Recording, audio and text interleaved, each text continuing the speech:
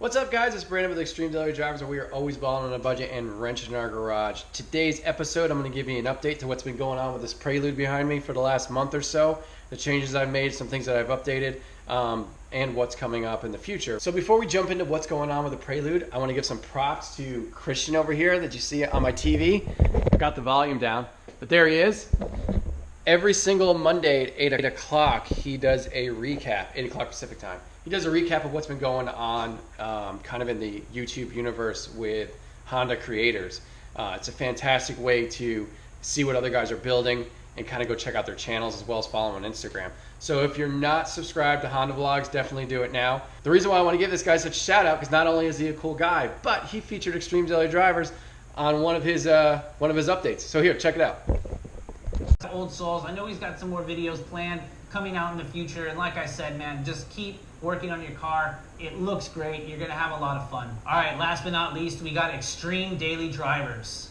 Hello, I'm Brandon, and today I'm going to show you how to install C-pillar brakes in your 91 Honda Prelude.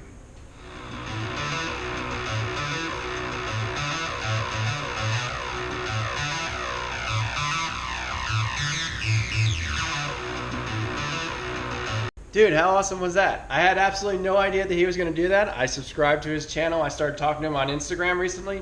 Every Monday at 8 o'clock, I go ahead and watch this, and boom, there was Extreme Daily Drivers. So totally blown away by that. Christian, thank you so much for the props. We will continue to watch, and I hope all my viewers do the same. Honda Vlogs, make sure you're subscribed.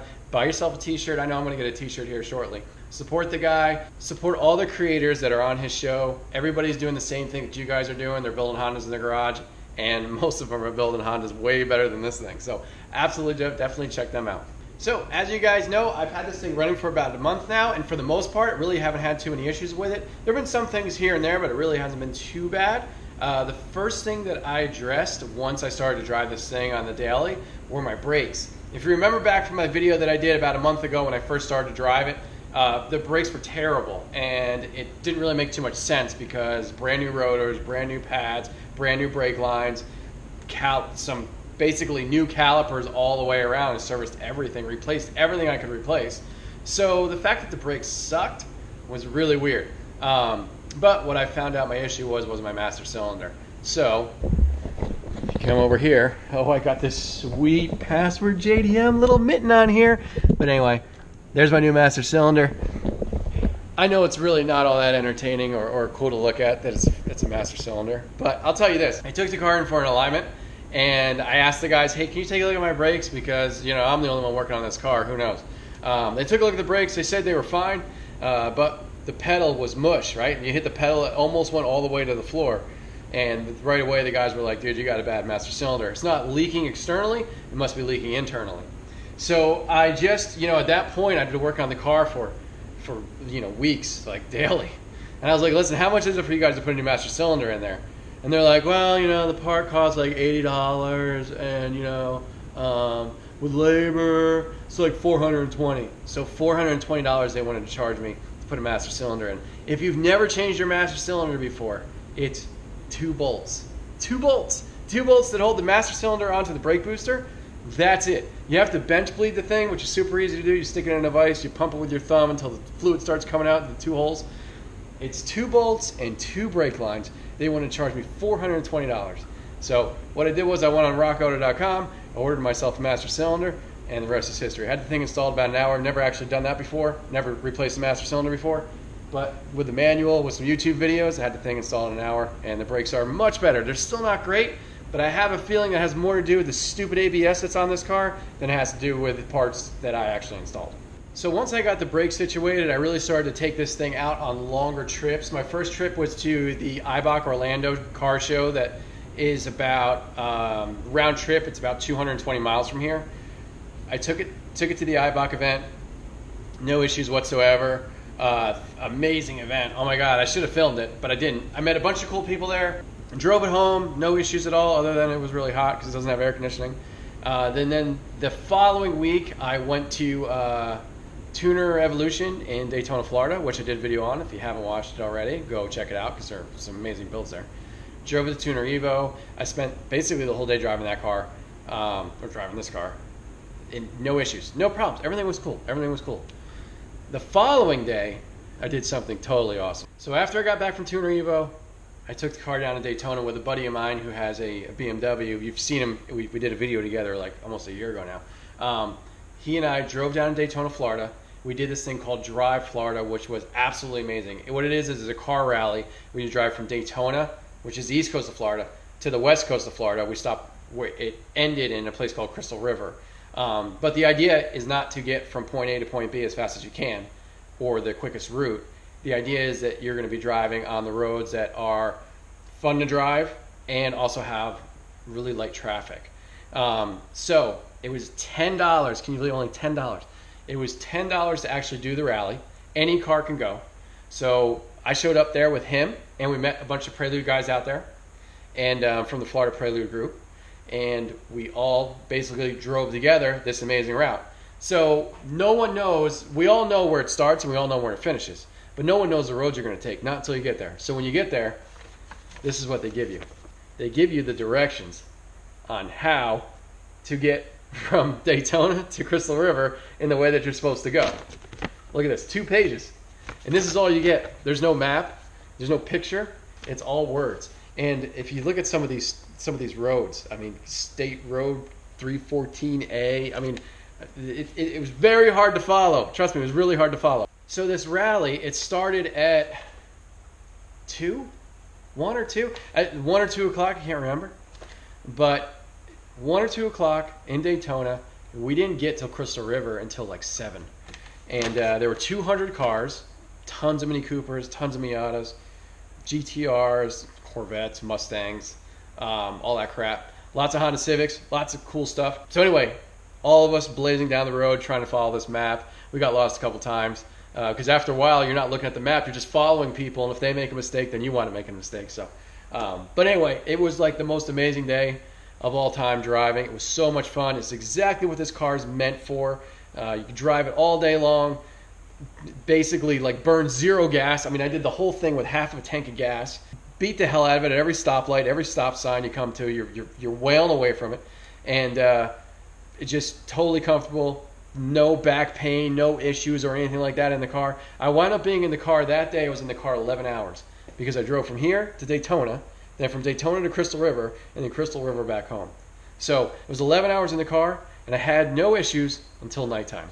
So after a day of driving, doing the rally, we wind up in Crystal River, which is on the Gulf, and we set our cars up, and we took a bunch of awesome photos, and it was so much fun. Everybody was so happy they made it, you know, everything like that.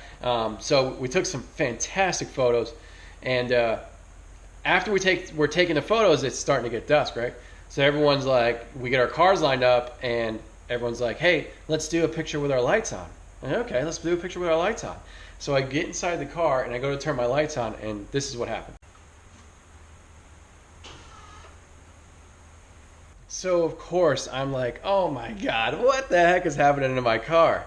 Now, throughout the day, we did drive in some rain.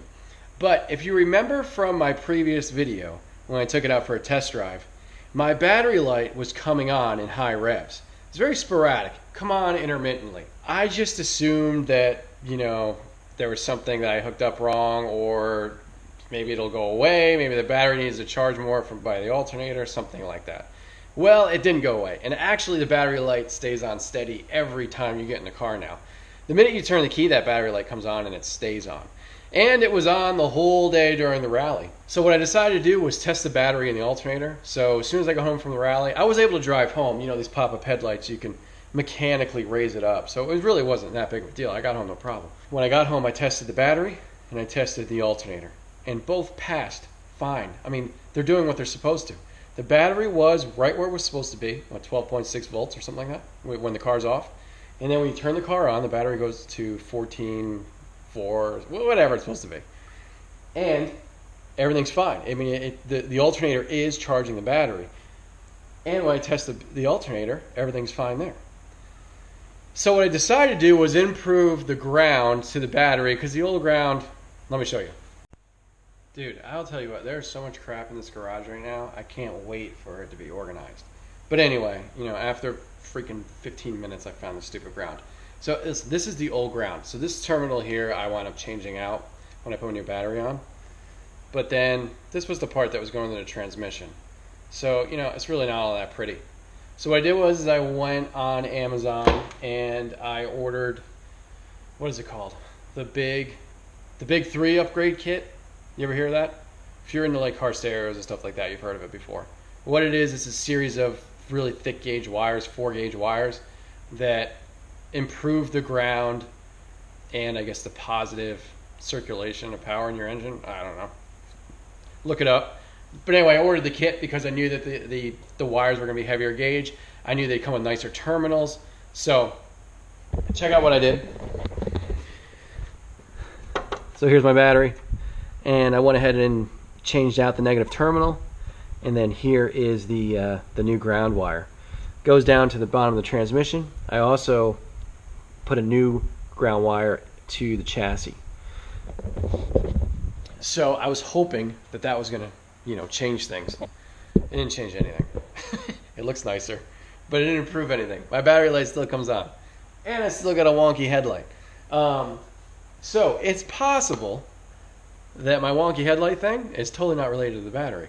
But nonetheless, I've decided that little guy is going to go. It's just, that little battery is not all that great. It's working, okay? I can drive the car right now, no problem.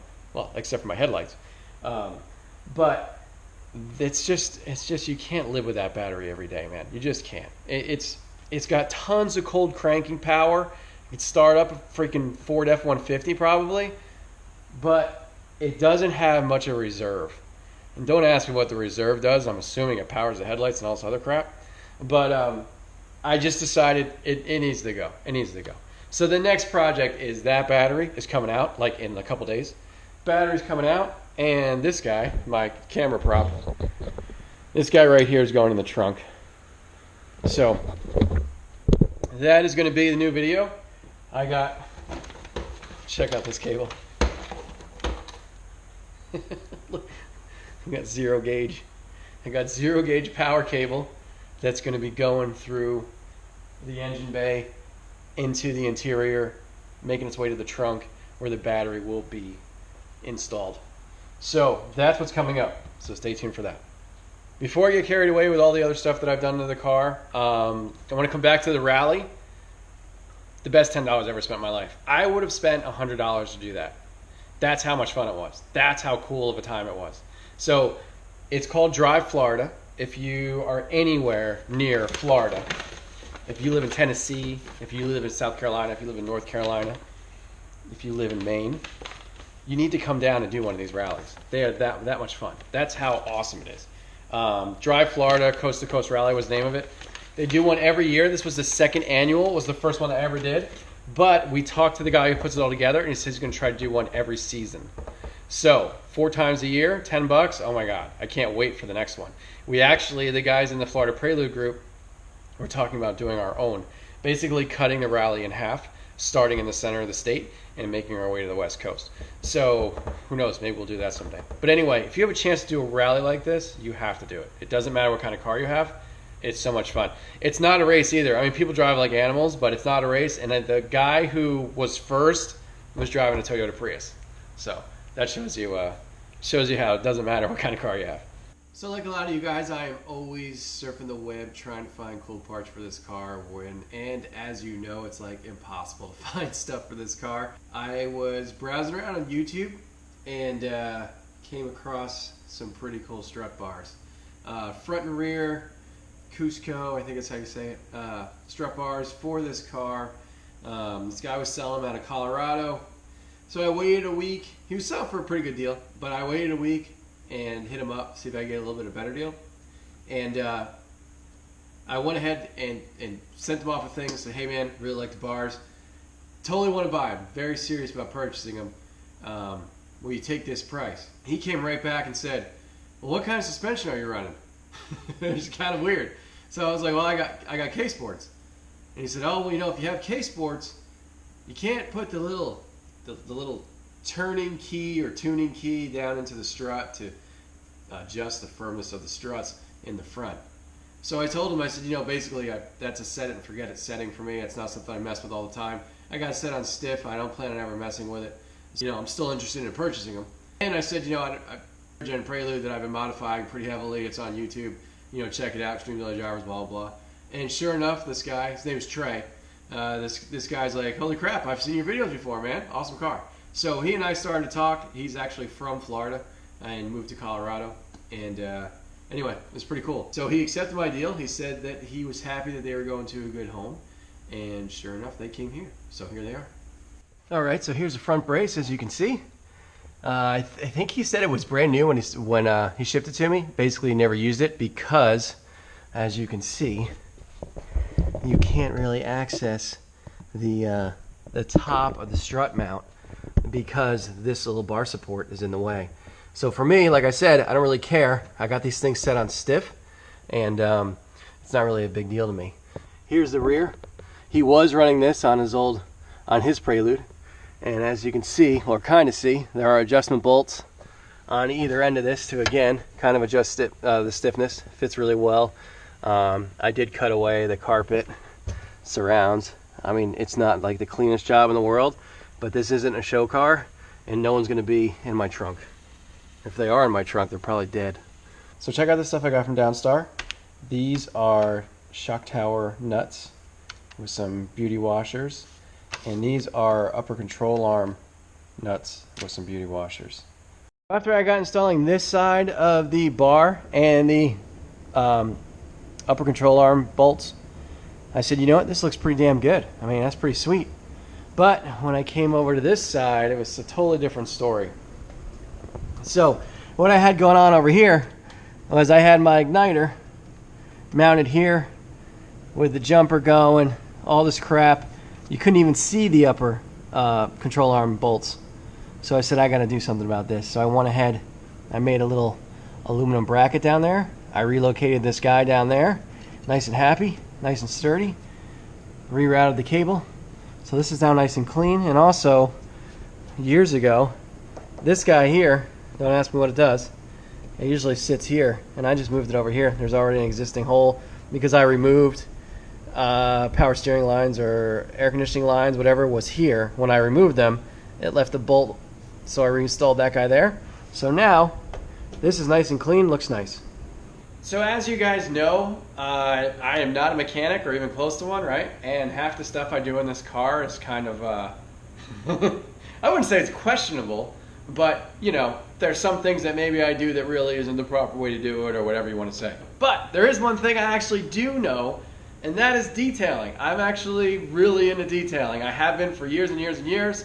I've got a ton of products. You guys might see it behind me, and that's half the stuff I've given away or thrown out all the other stuff. So if you're like me and you have a beat up $600 car, no matter what it is, your paint is probably super similar to this, which is trashed. There's no saving this paint. It's done. It's finished. There's no wax. There's no clay bar, there's no polisher, there's no anything that saves this. It's done. But what we can do is we can make it look better. So stay tuned for a video where I show you how to restore clapped out, terrible. I mean, look at this thing. I can't wait to do the hood. So look at the reflection. Do you see how dull it is? So there's zero shine, right? So we have no shine. This hood is kind of clean. It's not really filthy. It could be a little cleaner, but it's really not that dirty. So we have zero reflection on these lights above us, right? The paint is completely dull. It's flat as a pancake looking. I mean, it's just horrific. It almost looks like a primer or, just a flat white paint. I have a feeling that this car this is like a Mako paint job, I think. So, originally white from the factory, and then over time, someone didn't take care of it, and someone decided to go to Mako and get a Mako paint job. I think that's what I'm looking at when I look at this car, but I'm not sure. I'm not 100% sure on that. But anyway, I'm going to do a video on how to bring this kind of back to life. Again, this isn't going to win any beauty contest or anything like that when we're done with it. But we can improve it, and we can improve it on very little money. Alright, so upcoming videos are going to be, and this probably in this order, how to relocate your battery into your trunk. That'll work with any car too. It doesn't have to be a Prelude, any car. We're going to do a video on how to restore your paint, and that'll be cheap. I mean, that'll be pretty cheap. You do need a tool. You need to have a dual action polisher or something very similar to that. But I'm going to do a video on that. And the last video that I plan to do here in the next week or so is how to replace the glass in your sunroof. That's right. So this big crack, the car came with this big crack in it, and the glass does not leak. So the sunroof doesn't leak at all. I mean, it's just got a big smash in it. I don't know how the hell this happens, but it happened. But if you guys have watched my junkyard video, you know that I have new glass. So anyway, guys, that's it for the update. I hope you enjoyed it. It's kind of a lot of information in there. I'm really looking forward to tearing the battery out of this thing like ASAP and start that video and start that process, because I'm really curious whether or not it's going to fix my headlight issue. I think it will. I hope you like this episode. Please hit that like button. Please subscribe. Please check out Honda Vlogs. I don't even know if it's still on my TV anymore. Check out Honda Vlogs. Subscribe. Watch that show. Subscribe to all the other creators on there. Thank you so much for watching, and stay tuned for the videos I just told you about, and we'll see you next time.